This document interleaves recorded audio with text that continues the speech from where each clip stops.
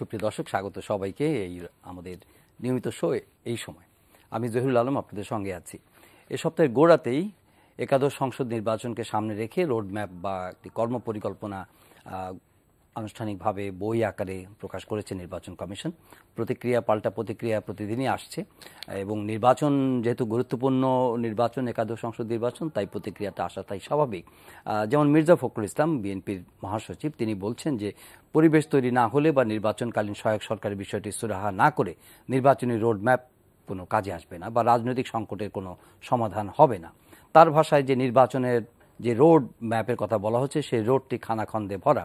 কমিশনের সংলাপে রোডম্যাপ নিয়ে কথা বলতে অন্যদিকে আওয়ামী লীগের সাধারণ সম্পাদক ওবায়দুল কাদের বিএনপিকে পরামর্শ দিয়েছেন। তিনি বলছেন যে এই নির্বাচন কমিশন দিয়ে সুষ্ঠু নির্বাচন সম্ভব এবং নির্বাচন কমিশনের পরিকল্পনার পূর্ণ বাস্তবায়ন তারা চাচ্ছেন আওয়ামী লীগ পক্ষ থেকে। কমিশনের সংলাপে রোডম্যাপ নিয়ে কথা বলতেও বিএনপিকে পরামর্শ দিয়েছেন কাদের, সেটা আগেই বলেছি।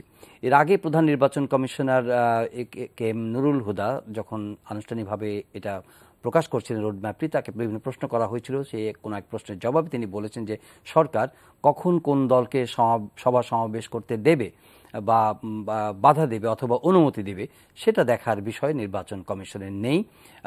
তফসিল ঘোষণার পরই কেবল তারা লেভেল প্লেইং ফিল্ড বা সব দলের জন্য সমান সুযোগ সৃষ্টি হচ্ছে কিনা সে ব্যাপারে পদক্ষেপ নেবেন।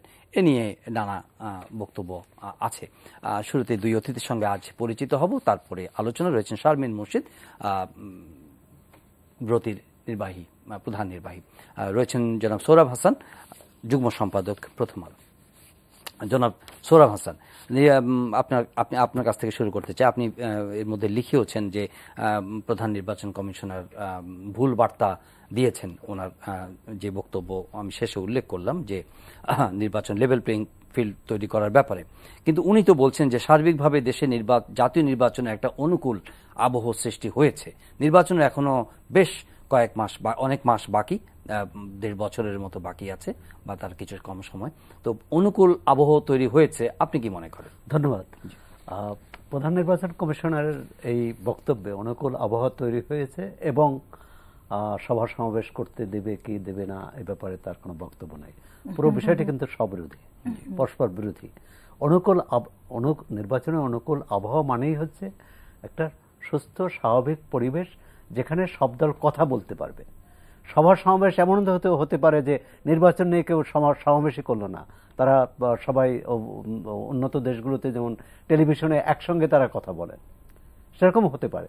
কিন্তু কথা হচ্ছে যে কথা বলার সুযোগটা দেয়া, তো সেটি সরকারি দল যেভাবে সুযোগ পাবে বা চাইবে, বিরোধী দলও সেভাবেই সুযোগ চাইবে।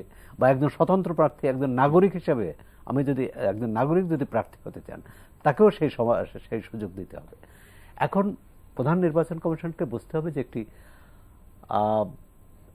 স্বাভাবিক পরিবেশ নয়। স্বাভাবিক পরিবেশ হলে মানে স্বাভাবিক পরিবেশের চেয়ে অস্বাভাবিক আমি বলছি না, কিন্তু এর চেয়ে একটু বেশি দাবি করে, মানে আমাদের আইন বিধি যা আছে তার চেয়ে বেশি দাবি করে। 2014 সালে একটি ব্যতিক্রমী নির্বাচন হয়েছে, মানে একতরফা নির্বাচন হয়েছে, যে প্রধান বিরোধী দল সেই নির্বাচনে অংশ নেয়নি এবং শুধু প্রধান বিরোধী দল না, আরও অনেকগুলো নির্বাচনে অংশ নেয়নি। 39টি বা 40টি নিবন্ধিত দলের মধ্যে 12টি দল নির্বাচনে অংশ নিয়েছে, তার মানে বাকিগুলো অংশ নেয়নি। সুতরাং সেই নির্বাচন আমরা পার হয়ে আসছে এবং সরকারি দলের প্রধান, বিরোধী দলের অন্যান্য দলও বলছে যে আগামী নির্বাচনটি 2014-র মতো হবে না। তার মানে একটি অংশগ্রহণমূলক সবার আস্থায় নির্বাচন হবে এবং নির্বাচন কমিশন গঠনেও কিন্তু এখন নির্বাচন কমিশন যেভাবে গঠন হয়েছে আর সেটা কিন্তু আইনে নেই, যে সার্চ কমিটি করে রাষ্ট্রপতি সব দলের কাছে বক্তব্য নিয়েছে, তাদের কথা শুনেছে, একটি সার্চ কমিটি গঠন করে তারা নাম চেয়েছে দলগুলোর কাছে, সেই নাম থেকে যাচাই বাছাই করে তারা পাঁচজনের নাম সুপারিশ করেছে এবং সেই 5 জন নিয়োগ পেয়েছেন। এখন যেটি বা 10 জনের নাম সুপারিশ করেছে তার থেকে 5 জন পেয়েছে। তার মানে পুরো দেখতে হবে এবং সেটি কিন্তু নির্বাচন হওয়ার 1.5-2 বছর আগে। এখন যেটি প্রধান নির্বাচন কমিশনার বললেন, আজ এটি ঠিক আক্ষরিক অর্থে যদি ধরা হয় যে তফসিল ঘোষণার আগে তার কিছু করার নেই, তাহলে আজকে যে এই যে রোডম্যাপ রোডম্যাপ দিলেন তিনি যে রাজনৈতিক দলগুলোর সাথে কথা বলতে চাচ্ছেন, নাগরিক সমাজের সাথে কথা বলতে চান, সেটা তো নির্বাচনী বিধিতে নেই, তো মানে প্রয়োজন নেই না। কিন্তু এটা একটা যুক্তির কথা আপনি বলছেন, কিন্তু যদি একটু গভীরভাবে লক্ষ্য করেন যে ইলেকশন কমিশন কিন্তু গভর্নমেন্টের প্যারালাল কোনো বডি নয়, সাংবিধানিক সংগঠন, সাংবিধানিক সংস্থা, কিন্তু নির্বাচনের তফসিল ঘোষণার আগে আসলে কি লেভেল প্লেইং ফিল্ড এনশিওর করার মতো মেকানিজম, সামর্থ্য বা সেই কালচার এটা কি আছে কিনা আমাদের দেশে? অতীতে হয়েছে 1.5 বছর আগে থেকে নির্বাচন কমিশনের সেই কাঠামো নেই, জনবল নেই, অথবা সেই ম্যান্ডেট কি আছে যে অথবা এখতিয়ার, যেটা বলছেন এখতিয়ার সভা সমাবেশ করবে কিনা সেই নির্বাচন কমিশন রেগুলেট করতে পারবে। প্রশ্নটি হচ্ছে যদি সেই একটি সুষ্ঠু, অবাধ, শান্তিপূর্ণ নির্বাচনের আবহ তৈরি করতে চায় তাহলে এটা প্রয়োজন। তিনি অন্তত এই কথাটা বলতে পারেন যে এটা প্রয়োজন, যে মানে বিদ্যমান বাস্তবতায় দল এ, মনে করেন ক দল যে সুযোগ পাবে, খ দলকেও সেই সুযোগ দেওয়া উচিত। তিনি অন্তত এই কথাটি বলতে পারেন। তিনি প্রয়োগ করবেন কিনা সেটা অন্য, কিন্তু তিনি সরকারকে প্রয়োগ করতে পারেন। আপনার দৃষ্টিতে উনি পারেন সেটা এখন পারেন কি? তাকে তো তিনি দায়িত্ব নিয়েছেন একটি নির্বাচন করার জন্য। এখন নির্বাচনটি এমন যদি 5 বছর আগে থেকেই তো ওনাকে বলতে হবে যে নির্বাচনের পরিবেশ ঠিক রাখেন আপনারা এইভাবে, সেটা কি বাংলাদেশের প্রেক্ষাপটে সম্ভব? 5 বছরে একটি নির্বাচনই তো হবে না, অনেকগুলো নির্বাচন হবে। উনি এসেও একটি নির্বাচন করেছে কুমিল্লায়। তো নির্বাচনটি হওয়ার আগে যত উদ্বেগ ছিল, যত সংশয় ছিল, নির্বাচন হওয়ার পর কিন্তু অতটা নেই। কেন নেই? নির্বাচনটি মোটামুটি গ্রহণযোগ্য হয়েছে, মোটামুটি ভালো নির্বাচন হয়েছে। এরকম এটি নির্ভর করবে নির্বাচন কমিশনের যে কর্ম পরিকল্পনা এবং তার বাস্তবায়নের উপর। সামনে কিন্তু 6টি সিটি কর্পোরেশন নির্বাচন আছে। তা আমরা এ অর্থ না যে আজকে উনি একটি মানে কি বলে একটি বিধান জারি করে দিলেন যে এই করতে হবে, কিন্তু মানুষ দেখতে চাইবে যে এই নির্বাচন কমিশন সবার আস্থা অর্জন করতে পারছে কিনা, সবার যে একটি সুষ্ঠু নির্বাচনের পরিবেশ তৈরি করতে পারছে কিনা। সুতরাং এটি হচ্ছে উনি কি সেই ফিল্ডটা দিতে পেরেছেন? ওনার দৃষ্টিতে পারেন। প্রথম কথা হচ্ছে কি জানেন, নির্বাচন কমিশনের দায়িত্বটা হচ্ছে ভালো নির্বাচন অনুষ্ঠিত করা, এবং সেটার জন্য যা যা প্রয়োজন সেটা সে করবে। নির্বাচন হবে 5 বছর মেয়াদ ধরে তার সময়কাল কাজের কর্মের, কিন্তু নির্বাচন তো আর 5 বছর ধরে হয় না। তার মানে একটা প্রয়োজনীয়তা আছে। কেন আমরা একজন নির্বাচন কমিশনকে 5 বছরের জন্য রাখি? একটা প্রস্তুতি আছে এবং দীর্ঘ প্রস্তুতি আছে, এবং সেই প্রস্তুতিগুলো মোটেও সরল নয়, যথেষ্ট জটিল। আমাদের মতো দেশে আরো বেশি তো কম নয়। আপনি যে কথাই বলুন না কেন, আপনি ডেমার্কেশনের কথা বলুন, আমাদের বন্টনের কথা বলুন, ভোটার তালিকার কথা বলুন, আইনি যে রিফর্মগুলো হয়, পর্যালোচনা যে করতে হয় সেগুলোর কথা বলুন, প্রতিটি কিন্তু জটিল। সময়ের সাথে এটাকে সময় নিয়ে সুন্দরভাবে গুছিয়ে সকলের গ্রহণযোগ্যতা অর্জন করে নির্বাচন কমিশনকে এগোতে হয়। যেই কমিশন সেই প্রস্তুতিটা ভালোভাবে করতে পারে না, যে কমিশন সকলের অংশগ্রহণ নিশ্চিত করতে পারে না, এবং যে কমিশন চিন্তা ভাবনা না করে পাবলিক স্টেটমেন্ট দিতে থাকেন, সেই কমিশনের প্রতি মানুষের আস্থা থাকে না। আমি একটু বিষয়টা একটু ব্যাখ্যা করে বলি এই জায়গাটায়, যে উনি যে মন্তব্যটি করেছেন, একদিক দিয়ে আমরা বলতে পারি যে ঠিকই বলেছেন, কিন্তু অন্য দিক দিয়ে আমরা বলতে পারি যে উনি ঠিক বলেননি। এবং the answer is yes and no. কেন? কারণ উনি কি করতে পারবেন কি পারবেন না, আজকে 6 মাসের মধ্যে এটা বলার সময় আসেনি যেমন, কিন্তু এই কথাটা বলার মধ্য দিয়ে উনি কিন্তু ওনার একটা মানসিকতা প্রতিফলন ঘটিয়ে ফেলেছেন। উনি কিন্তু মানুষকে বলছেন যে অনেক কিছুই ঘটতে পারে যেটা আমার আয়ত্তে নেই, অনেক কিছুই ঘটতে পারে নির্বাচনকে কেন্দ্র করে যেটা আমার আয়ত্তে নেই। এই কথাটি বলে উনি অত্যন্ত একটি দুর্বল মানে ওনার নিজের একটি দুর্বল অবস্থানকে প্রকাশ করেছেন। এটা একটি কথা। দ্বিতীয় কথাটি হচ্ছে রোডম্যাপ। রোডম্যাপটা ভালো মন্দ বিচার হবে যখন এটা প্রয়োগ করতে নামবেন, ওরা অ্যাপ্লাই করতে নামবেন। এই মুহূর্তে এটা একটি ইতিবাচক জিনিস। সকল কাজকে ওনারা 7 ভাগে ভাগ করেছেন, একটা সময়সীমা মেপে মেপে ওনারা মানুষের সামনে তুলে এনেছেন। ওনারা বলেছেন আমরা সকলের সাথে আলাপ করব, বিশেষজ্ঞদের সাথে, পর্যবেক্ষকদের সাথে, নারী নেত্রীদের সাথে, এমনকি রাজনৈতিক দল তো বটেই। এটা হচ্ছে একটি আহ্বান যেটা মানুষ ভালোভাবে নেবে এবং বলবে আচ্ছা ঠিক আছে, this is the right way to start the work. ওনারা কাজটা শুরু করেছেন এটা দিয়ে, ভালো। এখন বিষয়টা হচ্ছে যে নির্বাচন কমিশন ট্যাক্টফুল হবেন, নির্বাচন কমিশন মেপে কথা বলবেন, নির্বাচন কমিশন কথায় কথায় মিডিয়ার সামনে নানান বক্তব্য দেবেন না, কারণ তাদের কাজ সহজ নয়, তাদের কাজ জটিল এবং তাদের প্রতিটি মন্তব্যে তারা কিন্তু মানুষের বিচারের শিকার হবেন। একটু জিজ্ঞেস করি, আপনি পাবলিক স্টেটমেন্টের কথা বললেন যখন, যে নির্বাচনকালীন সরকার নিয়ে একটা রাজনৈতিক বিরোধী মহলের মধ্যে একটা বক্তব্য আছে এবং তারা সহায়ক সরকারের কথা বলছে, এখনো তারা বলে আসছে, এটা মীমাংসিত নয়, যদিও সরকার বলছে যে এই সরকারের অধীনে সেটা হবে। কিন্তু কমিশন যখন স্টেটমেন্ট করে উইথ কনভিকশন যে বর্তমান সরকারের অধীনেই অবাধ এবং সুষ্ঠু নির্বাচন করা সম্ভব, হোয়াট ডাজ ইট মিন? দেখুন, আমি এখানে আরেকটা বিষয়, দুটো জিনিস বলি। একটি হচ্ছে এটা সত্যি নির্বাচন কমিশনের আয়ত্তের ভিতরে নয় কি রাষ্ট্রীয় ব্যবস্থার ভেতরে নির্বাচনটি হবে বা কি ধরনের সরকার ব্যবস্থার অধীনে নির্বাচনটি সংগঠিত হবে, কোন সরকারের অধীনে হবে সেটা তাদের বিষয় না, সেটা তাদের বিষয় না, এবং তারা এটাকে প্রভাবিত করতে পারবেও না। কিন্তু যেটা তারা পারবেন সেটা হচ্ছে যে নির্বাচনকে কেন্দ্র করে এখানে তফসিলটা অপ্রাসঙ্গিক। আমি মনে করি তফসিলটা অপ্রাসঙ্গিক।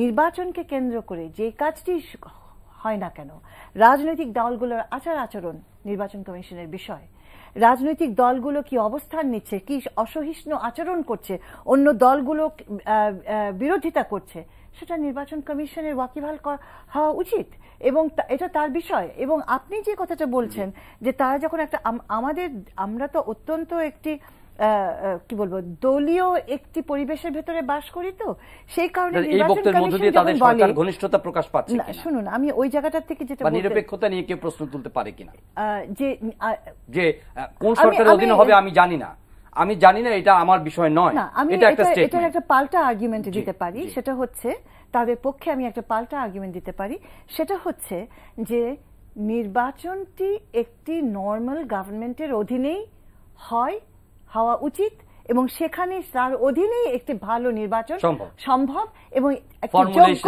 নির্বাচন কমিশন সেটাই করবে। এবং আমরা যখন কেয়ারটেকার গভর্নমেন্টকে আমরাই বলছি, রাজনৈতিক যে সরকারটি এসছে তারা এটা ত্বরান্বিত করেছে, আমাদের তত্ত্বাবধায়ক সরকার আজকে নেই, কিন্তু এই দেশের মানুষ কি প্রত্যাশা করে? ঠিক আছে, তত্ত্বাবধায়ক সরকার নেই, আমরা প্রত্যাশা করি কি? আমরা প্রত্যাশা করি এই সরকার প্রমাণ করে দেবে যে তার অধীনে, সে যেহেতু সরকার, তার অধীনে একটি নিউট্রাল পরিবেশে নির্বাচন হবে এবং সেই জায়গাটিতে নির্বাচন কমিশনের রেসপন্সিবিলিটি বিশাল। আপনার কি মূল্যায়ন এই বক্তব্যে? তারা কিন্তু এটাও আবার বলছে যে কোন সরকারের অধীনে নির্বাচন হবে এটা this is not our cup of tea, এটা রাজনৈতিক সরকার এবং তারাই ওই পক্ষগুলো নির্ধারণ করবে, আমরা নির্বাচন পরিচালনা করব। কিন্তু যখন উনি বলছেন যে অবাধ সুষ্ঠু নির্বাচন বর্তমান সরকারের অধীনেই সম্ভব, তখন এই কনভিকশন সহকারে এটা বলার মানে কি অর্থ? না, এই বক্তব্যের মধ্যে দিয়ে তিনি নিজেই কিন্তু নিজেকে এক ধরনের মুখোমুখি করলেন, প্রশ্নের মুখোমুখি। সেটি হচ্ছে তিনি যখন বলছেন এই সরকারের অধীনে সুষ্ঠু নির্বাচন সম্ভব, তার মানে এই সরকার কি কাজ করে, কি নীতি নেয় নির্বাচন সম্পর্কে, কি অবস্থান নেয়, সেটি তার প্রতি তার আস্থা আছে। তাহলে তিনি সরকারকেও বলতে পারেন যে দল এ কে যদি সমাবেশ করতে দাও, দল বি কেও দিতে হবে, অবশ্যই সে কথাটি বলতে পারেন, কারণ তিনিই বলছেন এই সরকারের অধীনে সম্ভব, তার মানে সরকারের প্রতি তার আস্থা আছে। এখন নির্বাচন কমিশনের প্রতি জনগণের আস্থা অর্জন করতে হলে কিন্তু তাকে এই কাজগুলো করতে হবে। যেমন আমরা তো দেখেছি অতীতে, নিকট অতীতে অনেক উদাহরণ আছে। এম এ আজিজ কমিশন, তিনি নির্বাচন করতে পারলেন না, তিনি কি বলে সুপ্রিম কোর্টের আপিল বিভাগের একজন বিচারক ছিলেন, তিনি মানে কি বলে দীর্ঘ অভিজ্ঞতা সম্পন্ন, কিন্তু যেহেতু তিনি আস্থাটা হারালেন, যেহেতু তিনি ভোটার তালিকাটাই করতে পারলেন না, এই কারণে কিন্তু তখন তাকে বিদায় নিতে হলো। প্রথমত হচ্ছে যে তিনি থাকতে পারবেন না, তিনি নির্বাচন করতে পারবেন না। তিনি বিদায় নিলে পরে ওই কমিশনে নির্বাচন করতে পারলো না, নতুন কমিশন গঠিত হলো বা ওই নির্বাচনে তখন হলো না। এই কারণে নির্বাচন কমিশন কিন্তু প্রধান নির্বাচন কমিশনার নন। নির্বাচন কমিশন কিন্তু 5 জনকে নিয়েই, এবং তাদের 5 জনেরই কিন্তু সমান অধিকার আছে। তার একজন সভাপতি ওই সভায় যে কোনো সিদ্ধান্ত নিতে হলে কিন্তু তাকে, যেমন 4 জন, আমরা যদি এই 5 জনের মধ্যে 3 জন একদিকে যান, প্রধান নির্বাচন কমিশনার কিন্তু সেখানে ভেটো দিতে পারবেন। একটু প্রসঙ্গক্রমে জিজ্ঞেস করি, আপাও বলতে পারেন কিনা, যে এখানে বলছে যে নির্বাচন কমিশনের কর্মকর্তাদের ব্যাপক রদবদল ও তাদের পদোন্নতির বিষয়ে অন্যান্য কমিশনারদের মতামত নেওয়ার প্রয়োজন নেই বলে মনে করেন সিইসি। এই বিষয়টা সাংবিধানিক ব্যাখ্যা আপনাদের কিছু জানা আছে কিনা? মানে আপনি যেহেতু বললেন যে সিইসি মানেই কমিশন নয়, কমিশন হোল ফরমেশন এবং সবাইকে নিয়েই।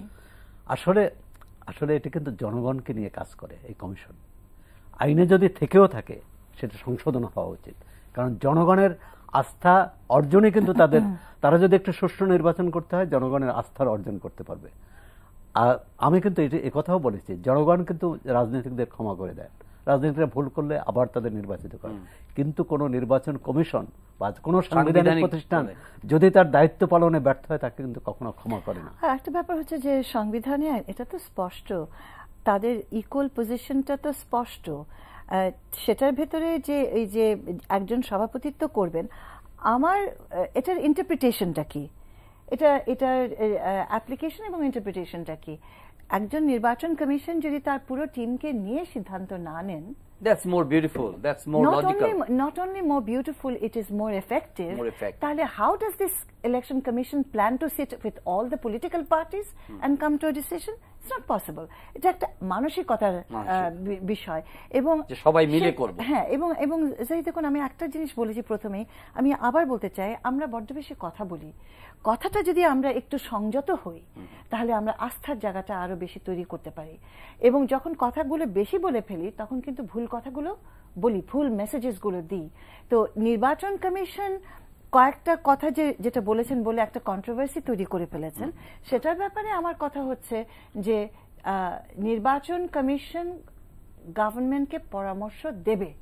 গভর্নমেন্টের আচরণ যদি সংবিধানের বিরুদ্ধে হয়, নির্বাচন পরিবেশ সৃষ্টির বিরুদ্ধে হয়, তাহলে শতবার নির্বাচন কমিশন পরামর্শ দেবে, সে দলের সাথে বসবে এবং দৃশ্যমান করবে, মানুষ শুনবে, জানবে যে নির্বাচন কমিশন চেষ্টা করছে সরকারকে বোঝানোর জন্য যে এই পলিসিটা তার নির্বাচনের প্রক্রিয়াকে ব্যাহত করবে।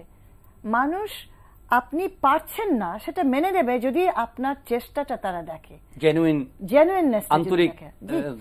আচ্ছা, বিএনপি বেশ 2-3 দিন ধরে বলছেন রোড খানাখন্দে ভরা এবং নির্বাচনকালীন সহায়ক সরকারের সমাধান না হলে রাজনৈতিক সংকট আরো বাড়বে এবং এই কমিশনের উপরে তারা, কিন্তু সোফার তারা যে প্রতিক্রিয়া বিগত মাসগুলিতে দেখিয়েছে কমিশন গঠনের পরে এবং কুমিল্লা নির্বাচনের পর থেকে, যে তারা একটা পজিটিভ এবং পরে নির্বাচনে অংশ নেওয়ার ব্যাপারেও তারা মানে আগ্রহী হয়ে উঠছে ক্রমশই।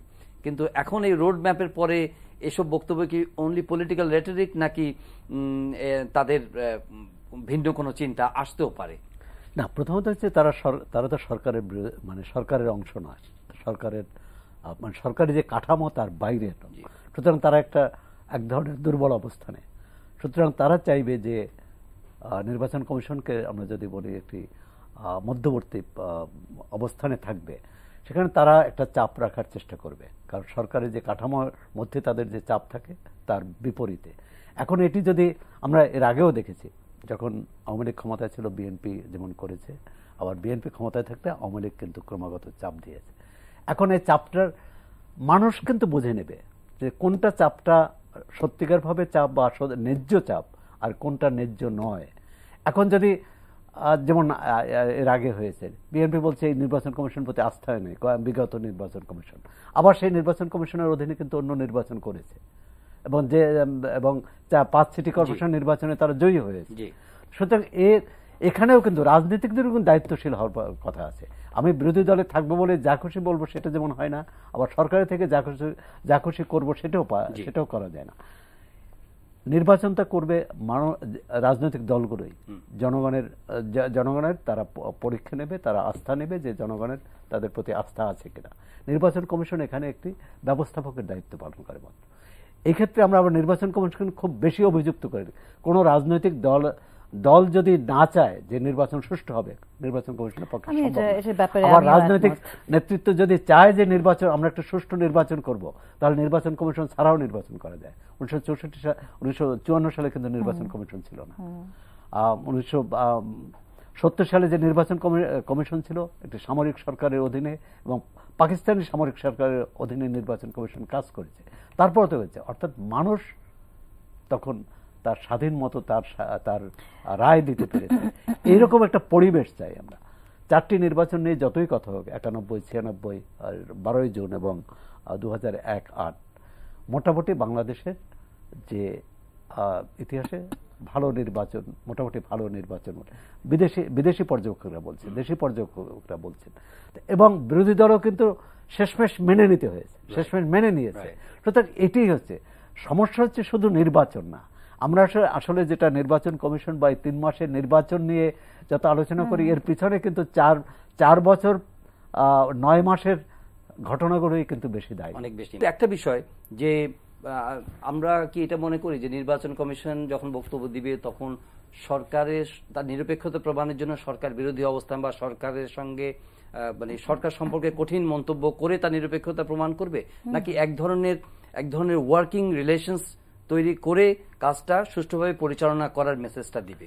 কোনটা ইম্পর্টেন্ট? কারো পক্ষে বিপক্ষে যাওয়ার বিষয় না। যে লোকে বলে যে সরকারি দলের অনুগত, এই কারণে বিরোধী অবস্থান নেবে, এটি কিন্তু এই নির্বাচন কমিশন সম্পর্কেও সরকারি দলের কোনো নেতা বলছেন যে তারা নিরপেক্ষতার নামে বেশি তাদের বিরোধী দলের, বিশেষ করে কুমিল্লা সিটি কর্পোরেশন নির্বাচনের ক্ষেত্রে বলা হয়েছে, নারায়ণগঞ্জ সিটি কর্পোরেশন নির্বাচনের ক্ষেত্রে বলা হয়েছে। আমার হচ্ছে আমাদের একটি রাজনৈতিক বাদানুবাদ, রাজনৈতিক সুবিধা নেওয়ার চেষ্টা, জনগণের প্রতি আস্থা রাখাটা। আর হচ্ছে যে নির্বাচনটি কিন্তু ওই 21 দিনের নির্বাচন নয়, নির্বাচনটি 5 বছরের নির্বাচন। এটি যদি রাজনৈতিক নেতারা মনে রাখেন, যারা বিরোধী দলে আছেন, যারা সরকারে আছেন, তাহলে কিন্তু কোনো সমস্যা হয় না। যেমন কোনো দল ক্ষমতায় গেল, ক্ষমতায় যাওয়া মানে সবকিছু দখল করে ফেলা না, সবকিছু জয় করা না। যে ক্ষমতায় যাওয়া হচ্ছে, তার হাতেই চালকের আসনটা থাকবে, কিন্তু তিনি সবাইকে নিয়েই দেশটা চালাবেন। আমাদের এই মানসিকতা তৈরি হয়নি। আমরা তো সুষ্ঠু নির্বাচন হয়েছে 4টি নির্বাচনে, কিন্তু যারাই যখন ক্ষমতায় আসছে এই নির্বাচনের পর, তারা কিন্তু বিরোধী দলকে কোনো জায়গা দেয়নি। তখন বিরোধী দলের অবস্থান হয়েছে কি, প্রথম পরদিন থেকেই হরতাল, মানি না মানব না বলে রাস্তায় নেমেছে। এর থেকে বেরিয়ে আসার পথ কি? এটা কিন্তু নির্বাচন কমিশন কিছুই করতে পারবে না। একটি সুষ্ঠু নির্বাচন দিয়ে 5 বছর পর চলে যাবেন, কিন্তু যারা দেশ পরিচালনা করবেন, যারা সরকারি দল বা বিরোধী দলে থাকবেন, তাদের ওয়ার্কিং রিলেশনটা কি, তাদের কর্মসম্পর্কটা কি, তারা সংসদকে কিভাবে দেখতে চান, সংসদ কিভাবে পরিচালনা করবেন। আমরা এই বর্তমান সংসদ যতই খারাপ হোক, অন্তত বিরোধী দল ও সরকারি দলের সাংসদরা কথাবার্তা বলছেন, কিন্তু আমরা তো এর আগে যতগুলো সংসদ দেখেছি যে শেষ 2 বছর বিরোধী দল সংসদ যায় না। খুব কম বাজেট অধিবেশন, মানে বিরোধী দলের উপস্থিতিতে বাজেট অধিবেশন হয়েছে। বিরোধী দল পুরো বাজেট অধিবেশনটাই বর্জন করেছে।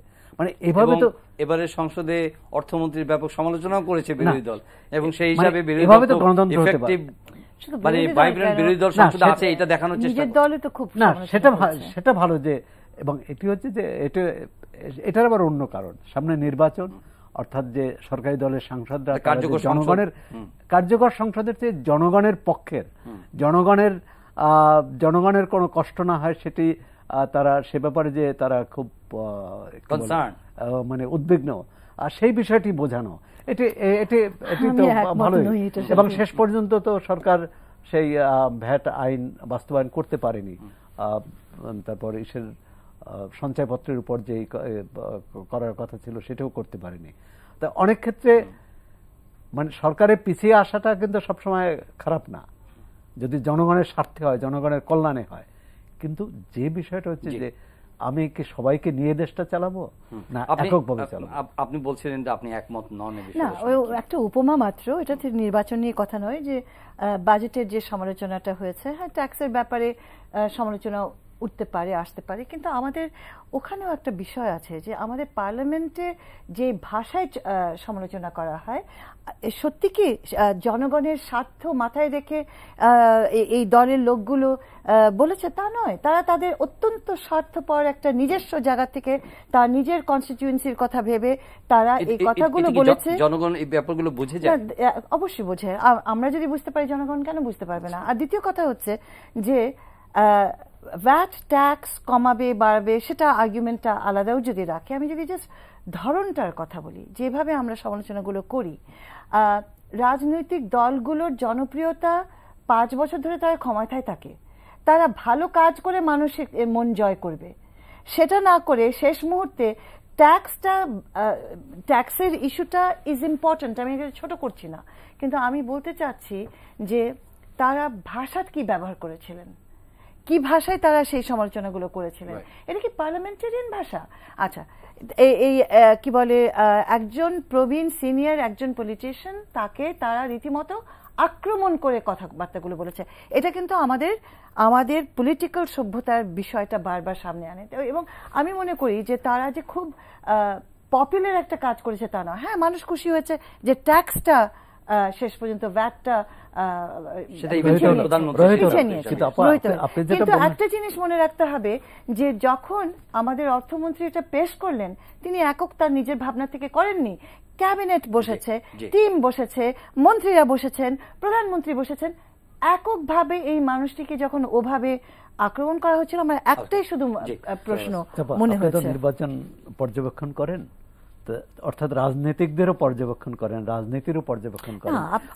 আমি বলছি যে শুধু সংসদে এই কয়দিন অর্থমন্ত্রী বা সরকারি দলের বা বিরোধী দলের নেতারা কোন ভাষায় বলছেন, এটি যদি আমরা বলি সার্বিকভাবে আমাদের রাজনীতিকদের যে ভাষা, রাজনীতিকদের যে আচরণ, যে ভঙ্গি, মানে এটি তো আসলে কোনোভাবেই এটি মেনে নেওয়া যায় না। একে অপরকে যে ভাষায় গালাগাল করে, সংসদে বরং কম হয়েছে, আপনার প্রতিদিন সংসদে বরং কম হয়েছে, এর বাইরে তো প্রতিদিনই একে অপরকে। ঠিক আছে, বাইরেটা আমি বাদ দিচ্ছি, কারণ বাইরেটা একটা আনুষ্ঠানিক বিষয় নয়। আমরা একটু নির্বাচনের প্রসঙ্গে আরেকটু জানার আছে। জনাব সোহরাব হাসান, আপনার কি মনে হয় যে 2014 পরে এখন 15, 16, 17, 18তে যখন নির্বাচনটা হবে শেষের দিকে কিছু, মানে কি মানে আপনার ফোর্সি একজন অ্যানালিস্ট হিসাবে যে পরিস্থিতি তখন কেমন থাকবে? আদৌ মানে সমঝোতার কোনো আবহ বা সুন্দর নির্বাচনের একটা পরিবেশ? নির্বাচন কমিশন নিয়ে আমরা অনেক আলোচনা করেছি, এবং রাজনৈতিক পক্ষগুলো যদি না চায়, বিশেষ করে সরকারের কথা বলা হয়েছে, তারা না চাইলে একটা সুষ্ঠু নির্বাচন করা সত্যিই কঠিন হবে। কিন্তু পলিটিক্যাল প্লেয়ার্সদের আচরণ দেখে, সিগন্যাল দেখে কি মনে হয় যে নির্বাচনকালীন অবস্থাটা কেমন থাকবে দেশে? আশাবাদী হওয়ার মতো কিছু এখনো দেখছি না, বড় উত্তপ্ত থাকবে সেটাই ধারণা করে। মানে কিন্তু কি পদ্ধতি নিয়ে, মানে কারা, না, দুই পক্ষই তখন মাঠে থাকবে এবং মাঠে একে অপরের বিরুদ্ধে মানে কাদা ছড়াছড়ি হবে। সেটি কিভাবে, যেটি শারমিন আপা বললেন যে সংসদের বাইরেও রাজনীতিটাকে কিভাবে সুস্থ ধারায় ফিরে আনা যায়, একে অপরের বিরুদ্ধে কথা বলবে, যুক্তি দিবে, পাল্টা যুক্তি হবে, কিন্তু সেটা শালীনতার মাত্রা লঙ্ঘন করবে না, এরকম একটি পরিবেশ। এবং এমনকি এটি যে শুধু এক দল আর এক দলের বিরুদ্ধে বলে না, যখন একই দলের নেতা তার দলের সম্পর্কে বলে, সম্প্রতি একটি দেখেছেন যে একজন নেতা বলেছেন একজন তার এলাকার একজন নেতা এবং মন্ত্রীকে বলেছেন দানব। তিনি আর বলছেন যে মানব কি করে দানব হয়। এখন এটা তো সেই ভূপেন হাজারিকার গানের করে এসে যায়। মানে আসলে আমাদের সহনশীলতা, সহিষ্ণুতা, আমাদের সংযম, আমাদের রুচি, সংস্কৃতি যথেষ্ট ঘাটতি আছে। এবং রাজনীতিকরা যেটা রাজনীতিকদের কাছ থেকেই শিখবেন, কিন্তু রাজনীতিকরা কি শেখাচ্ছেন, তরুণ প্রজন্ম আজকে কি শিখছে তাদের কাছ থেকে, এটি কিন্তু একটি দেখার বিষয়। আরেকটি যেটা বলছেন, নির্বাচন মানে অনেক হয়েছে, মানে আর কত, মানে আগামী নির্বাচনে যদি এরকম মানে নির্বাচন নিয়ে আমরা ইউপি নির্বাচনে দেখেছি। আরো 5 বছর আপনি এই আলোচনাই করতে থাকবেন। আলোচনা করতে থাকবো। আমরা রাজনীতিকদের কাছে এই আবেদন করব যে এই নির্বাচন নিয়ে যাতে কথা না বলতে হয়। আপনাদের আলোচনার খোরাক থাকবে, আপনারা যারা টক শোতে আসেন আলাপ করেন তারা আলাপ করতে পারবেন, যে কম থাকে, তারা এই নিশ্চয়তা আমাদের দিক যে নির্বাচন নিয়ে আরেক কেউ কথা বলতে পারবে না, তারা প্রয়োজন হবে না, প্রয়োজন হবে না। এটা একটা স্বাভাবিক প্রক্রিয়া। পৃথিবীর অন্য দেশে নির্বাচন নিয়ে এত আলোচনা তো হয় না, এত আলোচনা হয় না। 5 বছর ধরে আলোচনা হয়, 5 বছর ধরে ডেকেডস লং এই আলোচনা চলছে। 5 বছর ধরে মানুষকে ভোট চায়, মানুষ ভোট চায়। যখন নির্বাচনে তফসিল ঘোষণা করে তখন নির্বাচনের সভা হয়। এর আগে সভা সমাবেশে অন্য কোনো এলাকার সমস্যা নিয়ে হতে পারে, আর রাজনৈতিক বক্তব্য, রাজনৈতিক কর্মসূচি নিয়ে হতে পারে। কিন্তু নির্বাচন পার্টিকুলারলি কোন দল কোন প্রতীক নিয়ে এই যে অবিরত যে একে অপরের বিরুদ্ধে মানে কি বলে এক ধরনের আক্রমণাত্মক ভাষায় কথা বলা, মানে এর থেকে বেরিয়ে আসে। ওকে, যে ইম্পর্টেন্ট কাজগুলো যে রোড ম্যাপে তারা বলেছে যে করণীয় আছে, এবং সংলাপও শুরু করবে তারা সিভিল সোসাইটির সঙ্গে, গণমাধ্যমের সঙ্গে, রাজনৈতিক দলগুলোকে তারা ডাকবে, এবং ডেফিনেটলি এগুলো অত্যন্ত জরুরি কাজ এবং খুবই প্রয়োজনীয় কাজ। এই আলোচনার মাধ্যমে কি মনে হয় যে অতীতের অভিজ্ঞতা থেকে যে নির্বাচন কমিশন তাদের পার্টি স্টেক হোল্ডারদের সঙ্গে আলাপ করে প্রাসঙ্গিক পরিবর্তনগুলো, জরুরি পরিবর্তনগুলো আসলে আনেন এবং সেগুলো কার্যকর করেন? দেখুন, নির্বাচন কমিশন যদি সে কাজে না করেন তাহলে এই প্রক্রিয়াটা প্রশ্নবিদ্ধ হবে, এই প্রক্রিয়াটা অর্থহীন হবে। যেমন ধরুন, ওনারা যদি এখন একটা মিটিং আয়োজন করেন যেখানে ওনারা সীমারেখা নিয়ে কতগুলো সিদ্ধান্ত নেবেন, তো সেখানে তো ওনাদের সকলের সাথে একটা জেনুইন জায়গায় কতগুলো প্রবলেম আছে সীমারেখা নিয়ে, এবং বারবার এই ডিবেটগুলো আসে যতবারই আমাদের নির্বাচন আসে, নির্বাচনের সময় আসে। তো নির্বাচন কমিশন ইস্যুগুলোকে সলভ করার জন্য সবাইকে যদি ঠিক সেভাবে ইনভলভ করতে পারে তাহলে এক ধরনের চিত্র হবে। আর যদি একটা জাস্ট মৌখিক একটা রুটিন ব্যাপার, সেটা আরেক রকমের বিষয় হবে। আর সবচেয়ে যেটা রোড ম্যাপের ব্যাপারটা আমি প্রথমেই যেটা বলেছি যে দেখুন, এই মুহূর্তে রোড ম্যাপকে কেন্দ্র করে বিশাল কোনো কিছু বলার সুযোগ নেই। তবে রোড ম্যাপটা কেন্দ্র করে নির্বাচন কমিশন যে প্রতিজ্ঞাটা ব্যক্ত করলেন সেটা সে করবে কিভাবে, কোন মেথডে, সেই জায়গাটা যে এটা এরকম নয় যে এটাই তারা they will stick to this, তারা একটা কিন্তু সবচেয়ে বড় চ্যালেঞ্জ হবে নির্বাচন কমিশনের জন্য রাজনৈতিক দলগুলোকে আস্থায় আনা এবং মানুষকে আস্থায় আনা। আপনার কাছে কোন কাজগুলো জরুরি? তারা একটা কর্মসূচি ঘোষণা করেছে, কর্মপরিকল্পনা, এবং রাজনৈতিক মানে নির্বাচনে যারা স্টেক হোল্ডার, যারা অংশীদার, তাদের সঙ্গে কথা বলবে, এটি কিন্তু খুব ইতিবাচক। এখন সেই কথা বলার পর সবার কথা আমলে নিয়ে যদি তারা একটি সিদ্ধান্ত নেয় সেটি এরকম, আর যদি কোনো ইঙ্গিতে কোনো সিদ্ধান্ত নেয় সেটি অন্যরকম হবে। আমি বলছি যে প্রথমটা যদি এটি নির্বাচন কমিশনের কাছে আশা থাকবে যে প্রথমটি করবেন, যে তারা যেটা বিচার বুদ্ধি মতো বিভিন্ন সমাজের বিভিন্ন অংশীদারদের সঙ্গে আলোচনা করে যেটা সঠিক মনে করবেন, ন্যায্য মনে করবেন, যৌক্তিক মনে করবেন, সেরকম সিদ্ধান্ত নিলে মানুষ কিন্তু তাদের পক্ষে থাকবে। এবং নির্বাচন কমিশন একটা সাংবিধানিক পদ, সাংবিধানিক প্রতিষ্ঠান, সুতরাং তাদের কিন্তু কারো উপর নির্ভরশীল হওয়া, কারো উপর মুখোমুখি হওয়ার কোনো প্রয়োজন নেই, কোনো সুযোগ নেই। তো আমরা বরাবর যা করি সেভাবেই টকশোগুলোতে এই আশাবাদ রেখেই যে পরিবর্তন আসবে, ভালো আশা এবং বাদ দুটোকে একসঙ্গে করেই আমরা বলতে চাই যে সামনে শুভ সূচনা হোক, ভালো একটা ইনক্লুসিভ, পার্টিসিপেটরি এবং সুন্দর পরিবেশে একটা নির্বাচনে যে প্রক্রিয়া তারা সূচনা করেছেন সেটা এগিয়ে নিয়ে যাবেন, এই আশাবাদ রেখে আপনাদের দুজনকে আন্তরিক ধন্যবাদ জানিয়ে স্টুডিওতে আসার জন্য এই অনুষ্ঠান শেষ করছি। প্রিয় দর্শক, আজকে এই সময়ে আপনাদের ধন্যবাদ অনুষ্ঠান দেখার জন্য। আবারও পরের অনুষ্ঠানে দেখা হবে, সে পর্যন্ত সবাই ভালো থাকবেন। আর এই অনুষ্ঠানটি আপনারা অনলাইনেও দেখতে পারেন, ভিজিট করুন www.ntvbd.com।